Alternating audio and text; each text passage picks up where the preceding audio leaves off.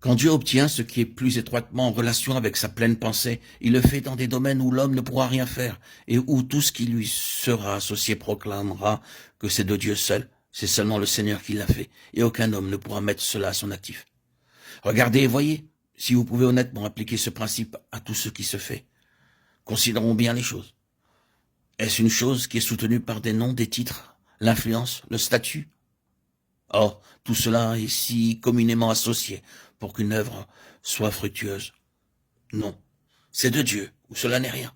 Il n'y a pas de grands noms, pas de grandes gens, pas de grands dons naturels, pas de grandes ni de remarquables qualifications humaines. C'est faible, impuissant en lui-même, insensé souvent, devant dire « je ne sais pas, tais-toi donc, retournons auprès du Seigneur Dieu ».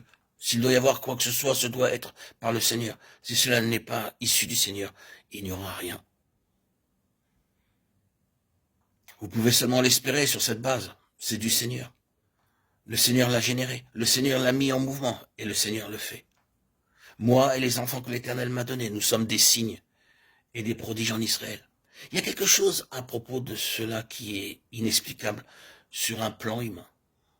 C'est ainsi que cela doit être pour que cette chose se rapproche plus étroitement de Christ. Lisons Jean 5. Dans ce passage, nous voyons Christ, la pleine incarnation de la pensée divine, dans lequel la perfection de ses conseils éternels est concentrée, et qui doit être l'expression de la pensée de Dieu dans sa perfection. Entendons-le dire. En vérité, je vous le dis, le Fils ne peut rien faire de lui-même. Il ne fait que ce qu'il voit faire au Père. Et tout ce que le Père fait, le Fils aussi le fait pareillement. Jean 5, 19. Je ne puis rien faire de moi-même. Jean 5, 30.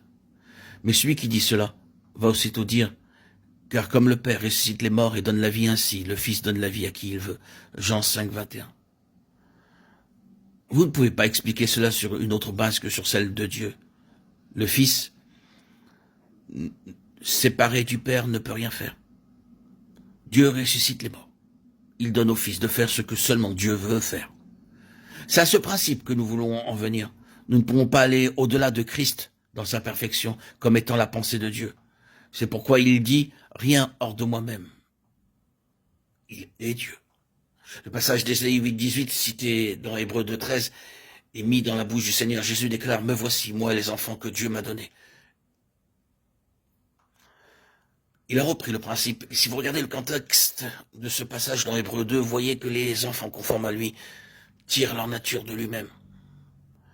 Maintenant, que signifie moi et les enfants que l'Éternel m'a donnés? Nous sommes des signes et des prodiges. Christ est-il un signe?